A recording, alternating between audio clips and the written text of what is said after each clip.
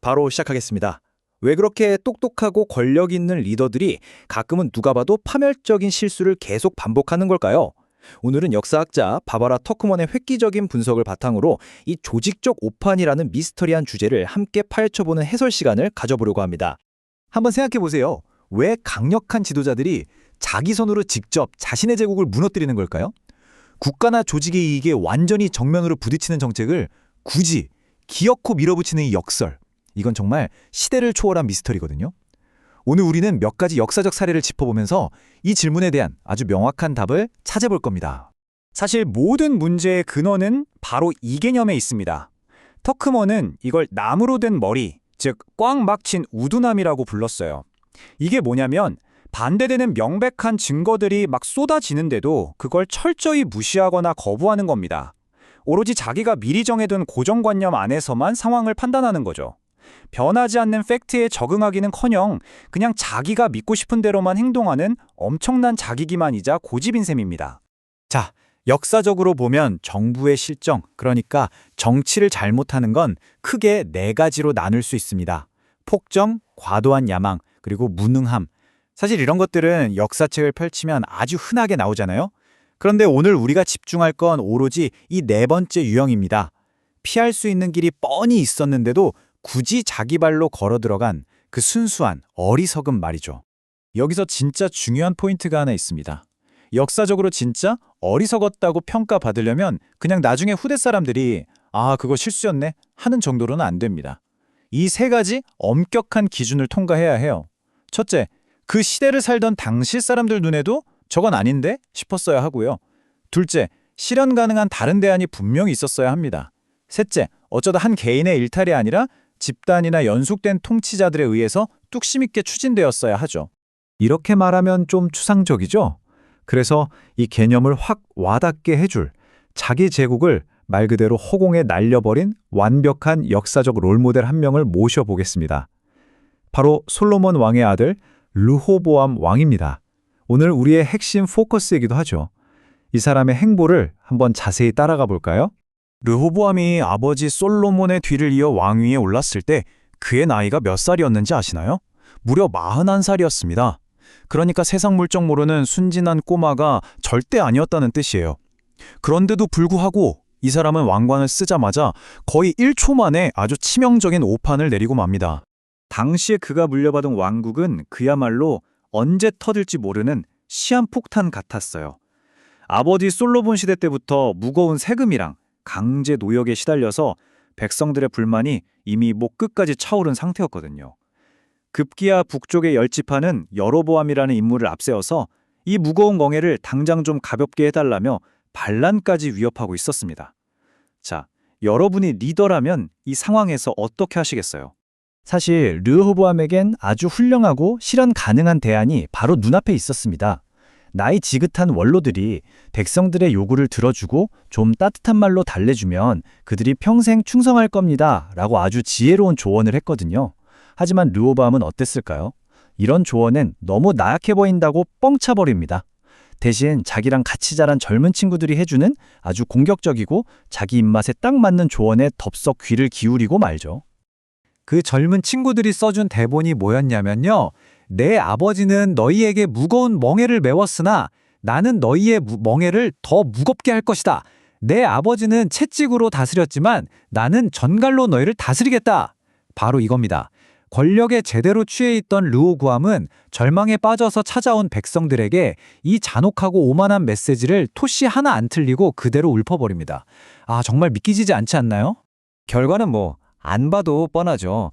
이성과 현실을 이렇게까지 철저하게 무시한 대가는 즉각적으로 돌아왔습니다.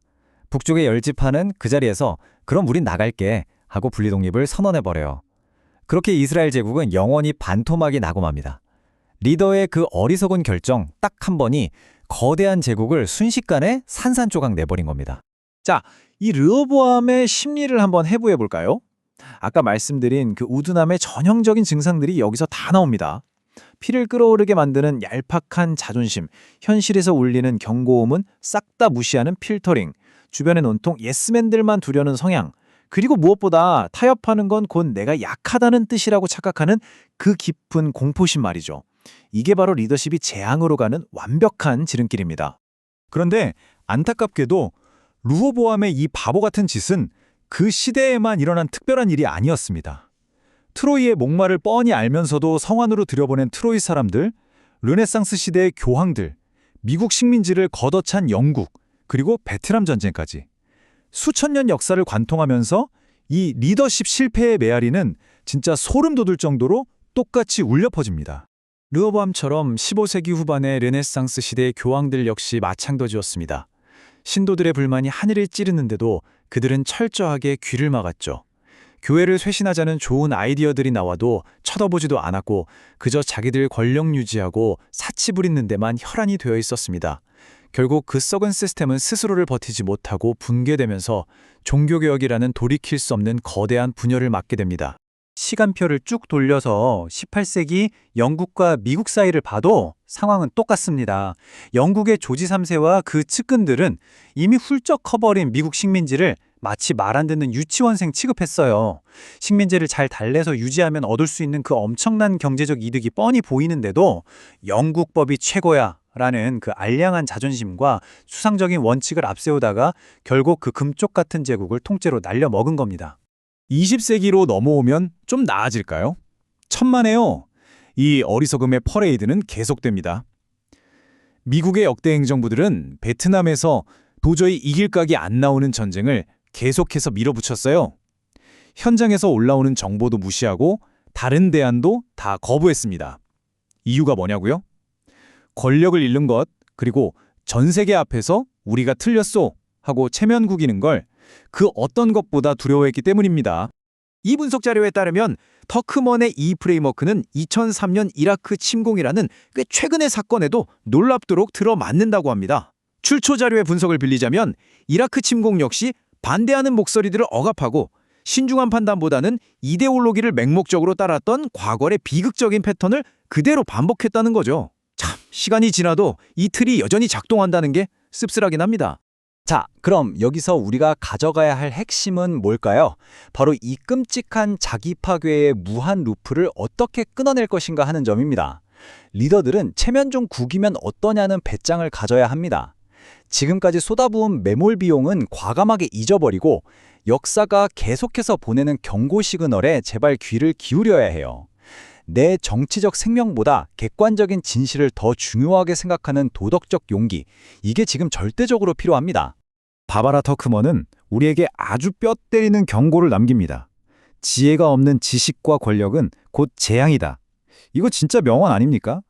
아무리 빅데이터를 긁어모으고 세계 최강의 군사력을 가지고 있어도 리더 본인에게 그걸 제대로 쓸 줄 아는 지혜와 성품이 없다면 그건 그냥 터지기 직전에 폭탄을 쥐고 있는 거나 다름없다는 얘기죠. 오늘 해설을 마무리하면서 여러분께 좀 도발적인 질문을 하나 던지고 싶습니다. 역사가 수많은 오답 노트가 적힌 경고장이라면 지금 우리의 리더들은 과연 그 노트를 열어볼까요? 아니면 쿨하게 무시하고 다음번 어리석음을 향해 또다시 힘차게 행진할까요? 정보와 데이터가 그 어느 때보다 넘쳐나는 이 현대사회에서 내 미래를 손에 쥐고 있는 그 사람들에게 우리는 진짜로 지혜를 요구하고 있는지 오늘 한번 깊이 고민해 보셨으면 좋겠습니다. 자, 오늘 해설은 여기까지입니다. 함께해 주셔서 감사합니다.